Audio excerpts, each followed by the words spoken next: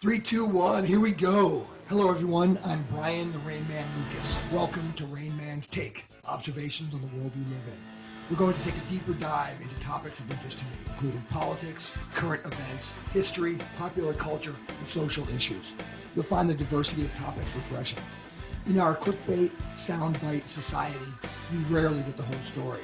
Rain Man's Take interviews interesting people as well as peeling back the onion on specific topics, all with the goal of getting people to think more deeply about a subject. Hey everybody, it's the Rain Man. I want to give a quick raindrop today about the silly season that is leading up to the election here in November, in a couple of weeks. I'm sure all of you are being inundated with mailers right now as we are.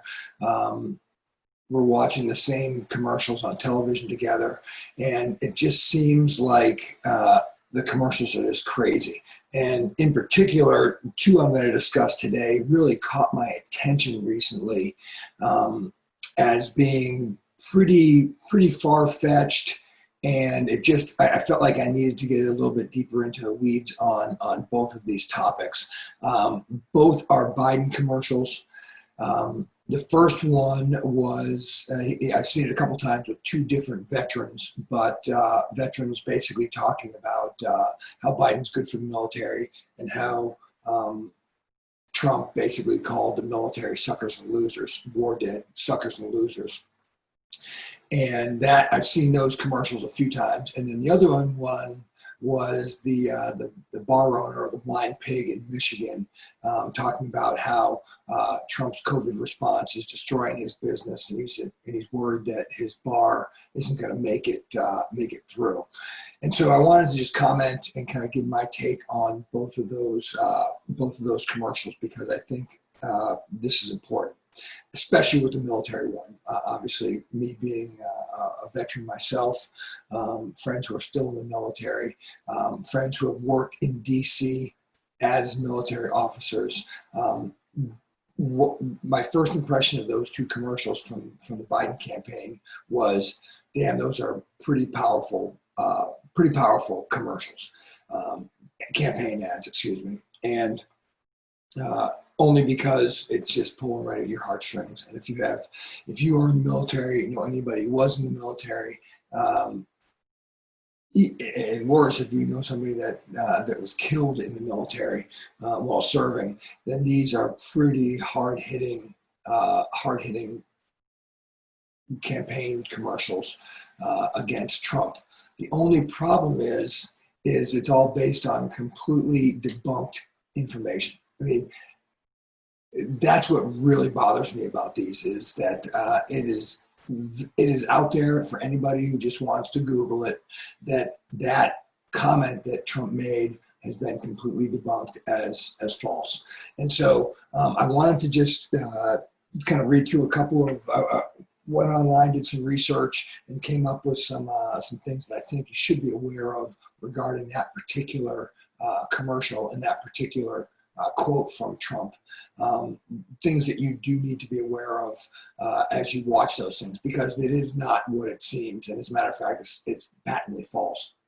So if you remember, early September, the Atlantic, Jeffrey Goldberg, who was the editor-in-chief, put out a piece on Trump, who had in a year or two before had been in France, and the plan was to go and visit one of the World War I cemeteries in France. And if you've ever done that before, you know that those places are incredible. I've only been to the cemeteries in Normandy, but the ones for the World War I killed in action, I'm sure, are just as moving. And they're powerful, emotional places, and just the reverence of that ground is amazing. And so when this piece came out, everybody, of course, in the mainstream media just flipped their lid. How can Trump be that callous? How can he be that against our military, to call them suckers and losers? The premise of the article, which has been completely debunked since, the premise of the article was that Trump canceled a ceremony at one of the World War One cemeteries because of the inclement weather. He didn't want to get his hair ruffled. He didn't want to look silly on television. And plus, the cemetery is full of losers, to paraphrase the article. And then later, apparently, he said something to General Kelly, who at the time was still on his staff. General Kelly had coordinated a trip out to Belleau Wood, which, as a former Marine officer, that's hallowed ground for the Marine Corps. That's where the Marines got their name, Devil Dogs, when they were fighting the Germans in Belleau Wood in World War One. And apparently, he had said that those dead Marines, those 1,800 dead Marines at the Belleau Wood Cemetery, were suckers. So that's where the whole "suckers and losers" quote came from. Now, the actual story was that his Secret Service and his transport, i.e. Marine One, the helicopter, apparently the weather was so bad that they felt that they couldn't safely fly him into the cemetery. And obviously a motorcade wouldn't have worked. He wouldn't have gotten there in time. So the flight got scrubbed due to weather, and so he didn't go to the cemetery. And then all of a sudden, when this article came out, Goldberg, of course, as all the mainstream media does or seems to do recently, cites 4 anonymous sources close to the president at the time when he supposedly made those remarks. Well, as it turns out, that was completely debunked, and that the reason why they did not go was in fact due to the weather. And that came out after a Freedom of Information lawsuit to get the flight logs for the helicopters during that time, and the reason why that flight was canceled. So the fact that he wanted it canceled due to inclement weather was going to get in his hair, get in the way of his hair and him looking good on television, and the fact that he had to go out in the rain and deal with a cemetery full of losers is actually completely inaccurate.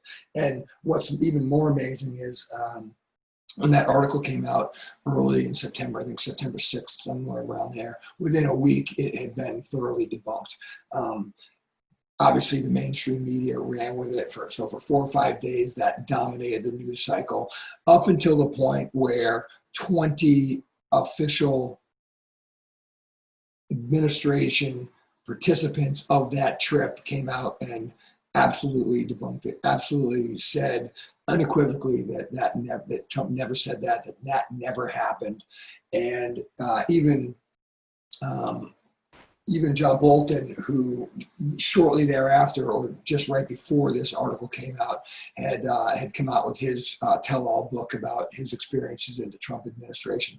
Bolton is no fan of Donald Trump, and he even said that while he was there, he never heard the president disparage our war dead in those cemeteries over there. And this is just me because I couldn't find anything on it, but even General Kelly, who I believe was his chief of staff at the time, even Kelly, who's also not a Trump fan, as it turns out, after he left, he had a lot of bad things to say about Trump. But if Trump had said something about the 1,800 Marine dead at Belleau Wood, I'm sure we would have heard it from Kelly publicly. So it was almost, as soon as that article came out, it was almost immediately debunked by very high-ranking officials who were part of that that mission over there to France. And actually that included, and let me see if I can find it here, the 21st denial actually came shortly after the first 20 had spoken publicly. The 21st denial came from a retired Major General Motz, who was the secretary of the American Battle Monuments Commission, who had coordinated this whole trip over to those two cemeteries. And he publicly stated that those accusations were false and despicable. And what's funny, and not funny, haha, but funny, ironic, is that Goldberg even a few days after the article came out, was even on CNN, and actually he himself even admitted that the fact that the flights were canceled due to weather and the reasons that the Secret Service and the HMX, the Marine pilots, gave to cancel the flights were probably accurate and were probably true. And yet he still had the temerity to run with those made up statements that the president made. So all in all, it's just very frustrating when you see something like this, because they are very powerful advertisements, and for somebody who doesn't know any better, they're watching these two veterans. If somebody doesn't know any better and doesn't have the wherewithal to want to even take that next step and peel back the onion, that it's a powerful commercial, yet it's completely false. And that is really, really frustrating and really upsetting. But I guess I shouldn't expect much more, because it is like I said, it's the silly season right now. I knew, and I think I've stated this in the past in some of my other raindrops and discussions, that it's only going to get crazier leading up to the election. And then I don't even think the dust is going to settle afterwards. So it's par for the course. Yet it also reiterates why I want to do RainMan'S Take, and that is, you cannot believe anything you listen to or anything you read. You need to look at it skeptically and dig deep. And if it doesn't sound right, if it doesn't feel like it's accurate, then go and look for yourself and find out what really happened. So that's the first one. That was the first set of commercials that I saw that really made me want to kind of dive deep into that, and I felt that you should know that, because those are very misleading advertisements. The second one that came out, and I did not know this, I just read this when I was doing my research, but the second commercial was for Biden as well, and before I get to the second commercial, let me just finish off with the veteran commercials. These have been debunked since early September. Yet, just last week, I think it was, Biden was in Wisconsin giving a speech to military personnel somewhere in Wisconsin, and he actually still is quoting that. He's still quoting those false statements. And I'll just read this to you real quick. Former Vice President Joe Biden claimed in a speech Monday, this was 21 September, so probably three or 4 weeks ago, in Manitowoc, Wisconsin, that President Donald Trump had referred to veterans as losers and suckers, and that it had been confirmed by every outlet that he had done so. Well, as it turns out, that statement is false as well. Nobody confirmed that Trump said that. And as a matter of fact, like I said, it was debunked shortly after that article came out. Biden was referring to the story in the Atlantic earlier in the month that claimed that Trump had specifically referred to an American dead in World War I military cemetery in Europe as suckers and losers. However, no one else has corroborated the Atlantic's claim to that statement. And as a matter of fact, Fox News' Jennifer Griffin, who claimed that she had confirmed other details in that Atlantic story from two similarly anonymous sources, could not confirm the part of that story where Trump referred to the war dead as suckers and losers. So even after it's been debunked by the vast majority of the people out there, Goldberg is still clinging to it, so he's still holding to his guns. He even said in that same CNN interview that was just the tip of the iceberg and that more information was going to be coming out. And yet, we're almost a month later and haven't heard anything else about it. So I think the mainstream media tried to make it stick. It didn't, and so they just swept it under the rug. But the fact that Biden is still out there touting those as accurate, and his campaign is doing that, to me is wrong. And whatever. This is my take. They shouldn't be up, but what do I know? This is a game of snakes, and we're watching it play out right now. All right, so second commercial, and I didn't know this until I was researching a little bit more about this commercial, is that they've actually taken it down. And all of the YouTube channels that this has gone up on in the Biden campaign, and even the person who was involved or stars in the commercial, his YouTube channel has all gone to private. So I don't think you can actually see this commercial anymore. However, I did see it, and I found this one questionable as well. And it basically, if you've seen it, it's the owner of the Blind Pig bar in Michigan, and bearded guy, and he's talking about how this is a nightclub, live music.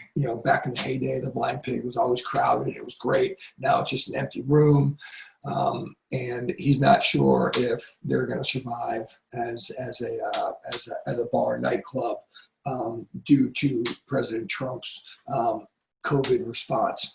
And when I first saw that commercial, the first thing that came to my mind was, who is the candidate right now that's trying to open up the economy? Who is the one that's trying as hard as he can to find a solution to this thing, whether it's a vaccine or other solutions, to get the economy back open again, to get people back into places like the Blind Pig? And who is the person in this campaign that has publicly said that he would have no problem shutting the economy down again if the scientists had said to do so. So you got one guy who says that he would have no problem shutting the economy down again, thus destroying places like the Blind Pig.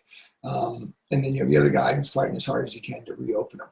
And it just so happens that this campaign commercial is pro-Biden. So essentially the guy says at the end, we need Joe Biden in the office so that the Blind Pig can stay open. And I just found that crazy, because Joe has already come out publicly and said that he would shut the economy down again. And I know for a fact that a lot of these restaurants, a lot of these nightclubs are not going to make it, even with the partial openings.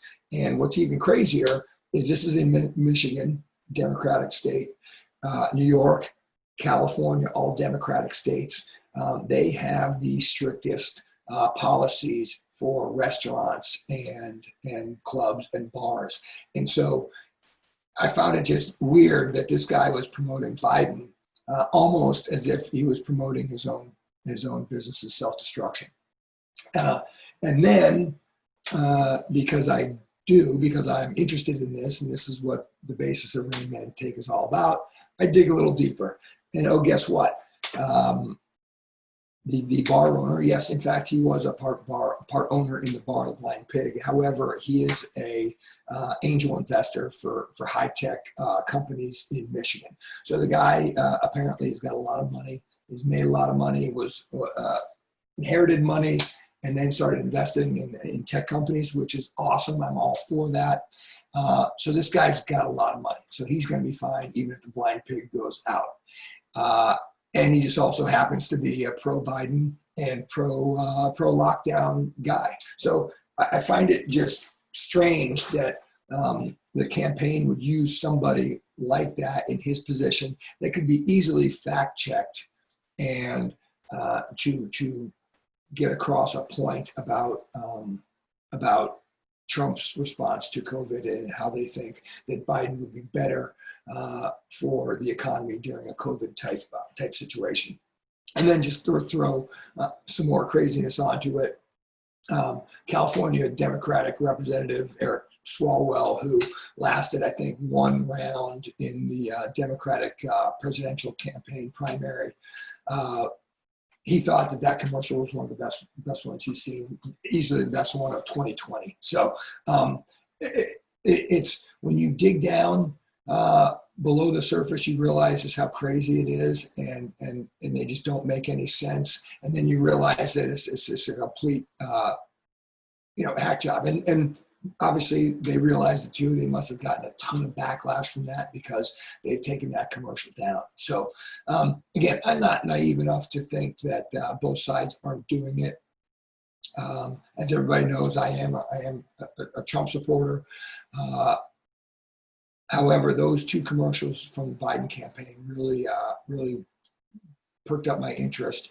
And when you dig deep, you realize just how disingenuous and, quite frankly, false those commercials are. And they're just playing on people's heartstrings. They're trying to get that emotional attachment for 30 seconds and hoping and praying that people don't do a little bit of digging just to see if that is in fact accurate.